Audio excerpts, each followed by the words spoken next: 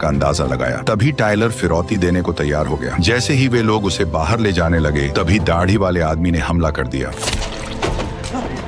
मौका पाते ही टायलर ने दूसरे किडनैपर को भी मार गिराया। इसके बाद उसने अपने हाथों की रस्सी तोड़ दी। उस समय गार्ड्स को अभी तक एहसास नहीं था कि उनकी मौत का समय आ चुका है। अचानक दरवाजे पर जोरदार दस्तक हुई। जैसे ही किडनैपर दरवाजा खोलने के लिए आगे बढ़ा, तभी टायलर ने बिना झिझक ट्रिगर दबा दिया।